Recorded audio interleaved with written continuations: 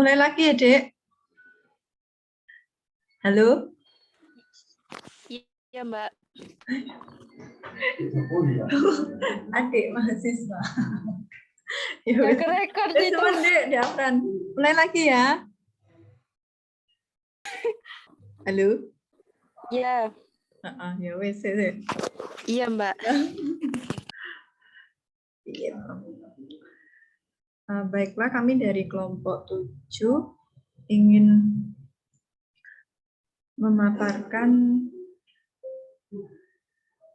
formulasi strategi global, yaitu kelompok kami, Wijirayu, saya sendiri, sama satunya yang kedua Al-Falahur Rizki. Baiklah, kami akan membacakan peta konsep langkah-langkah menjadi perusahaan internasional. Peta konsep langkah-langkah menjadi perusahaan internasional. Strategi bersaing tingkat dunia, implementasi strategi global. Langkah-langkah menjadi perusahaan internasional.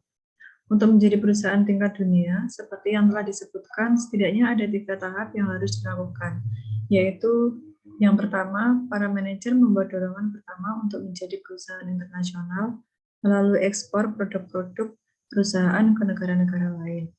Tahap kedua, para manajer melakukan keterlibatan secara terbuka untuk menjual produk-produknya di negara-negara asing atau membuat produk-produk itu di negara-negara asing.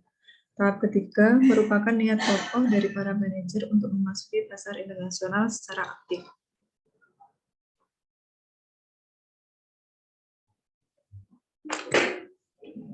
Yang kedua, strategi bersaing tingkat dunia. Organisasi-organisasi global. Tidaklah mudah untuk memasuki pasar internasional. Hal ini disebabkan ada berbagai peluang dan penghalang untuk dapat memasuki perdagangan internasional. Namun demikian, semuanya tergantung dari kemampuan perusahaan dalam memasuki pasar internasional. Oleh sebab itu, setidaknya ada 3 jenis tipe organisasi global, yaitu perusahaan multinasional, perusahaan transnasional, dan yang ketiga perusahaan tanpa batas. Perusahaan multinasional adalah sebuah perusahaan yang mempertahankan operasi pentingnya di lebih dari 2 negara secara simultan. Tetapi pengelolaannya sendiri dari satu negara asal, perusahaan ini sering disebut MNC, Multinational Corporation. Perusahaan transnasional merupakan sebuah perusahaan yang mempertahankan operasi pentingnya di lebih dari satu negara secara simultan dan mendesentralisasikan pembuatan keputusan di masing-masing operasi negara setempat. Perusahaan ini sering juga disingkat menjadi TNC atau Transnational Corporation. Yang ketiga, perusahaan tanpa batas adalah sebuah organisasi global di mana hambatan geografis artifisial dieliminasi sehingga struktur manajemen dapat diglobalisasikan dengan lebih efektif. Organisasi tanpa batas ini dapat dikatakan mendekati bisnis global dari sudut pandang geosentris atau borderless organization. Yang kedua, alternatif strategi bersaing global. Menurut Josh S. Yip dari UCLA, bahwa strategi global harus merupakan kombinasi fleksibel dari banyak elemen yang harus diperhitungkan, yaitu harus mempertimbangkan pengembangan strategi bisnis inti. Melakukan strategi global alternatif strategi global itu menurut Porter dalam bukunya Strategi Bersaing adalah sebagai berikut. Persaingan global dengan lini yang luas.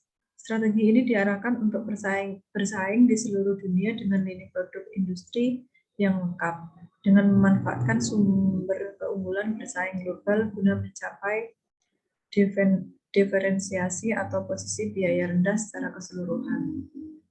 Yang kedua, fokus global. Strategi ini membidik suatu segmen tertentu dari industri di mana perusahaan bersaing di seluruh dunia.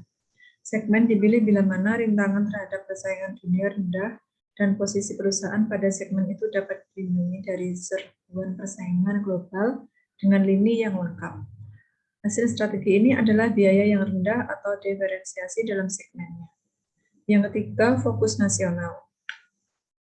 Strategi ini dilakukan dengan memanfaatkan perbedaan pasar nasional untuk menciptakan pendekatan fokus pada suatu pasar nasional tertentu yang memungkinkan perusahaan yang mengungguli perusahaan global. Yang keempat, ceruk atau celah yang terlindungi. Strategi ini dilakukan dengan mencari negara-negara di mana pemerintahnya menghalangi persaingan tingkat dunia dengan cara mengharuskan penggunaan komponen lokal yang banyak pada produksinya, mengenakan tarif yang tinggi, dan sebagainya. Yang ketiga, implementasi strategi global akan dijelaskan oleh teman saya, Mbak Alfa Huriski. Kepada Mbak Alfa Huriski, disilakan. Baik, yang ketiga adalah implementasi strategi global.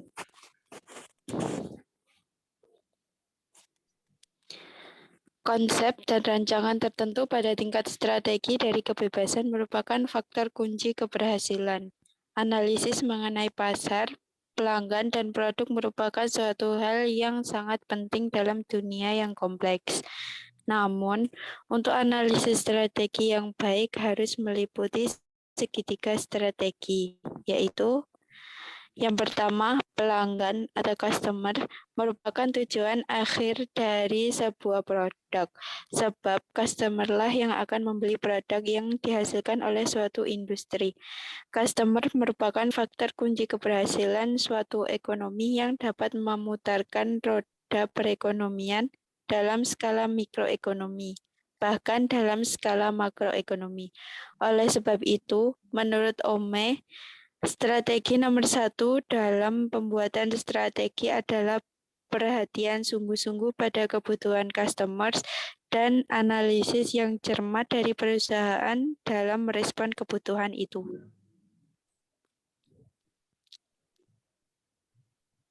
Yang kedua, company. Untuk bersaing di pasar global, perusahaan harus membuat terobosan untuk mengembangkan produk inovatif yang dapat diterima pasar. Caranya adalah dengan mengembangkan R&D, Research and Development, guna memberikan nilai berarti dalam beroperasi dengan giat dengan arah fleksibel. Caranya adalah dengan mendayung lebih cepat dengan rute atau arah tepat yang memberikan margin laba yang lebih besar. Yang ketiga, currency atau mata uang.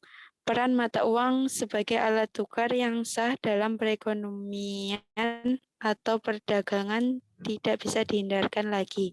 Namun permasalahannya adalah nilai tukar mata uang itu sendiri sering mengalami perubahan yang sangat drastis. Hal ini amat merugikan perusahaan-perusahaan. Menurut Naisbitt 1994, selain mata uang digunakan sebagai bahasa perdagangan, juga cenderung dipertahankan sebagai identitas nasional yang penting.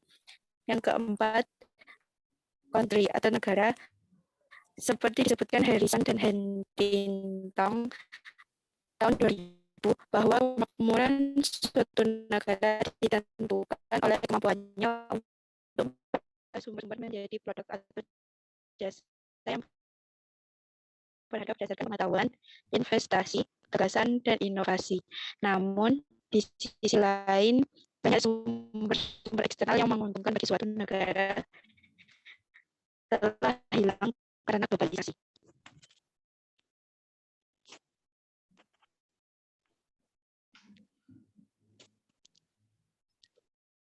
Sekian presentasi dari kami. Apabila ada salah kata, kami mohon maaf. Wassalamualaikum warahmatullahi wabarakatuh. Waalaikumsalam warahmatullahi wabarakatuh.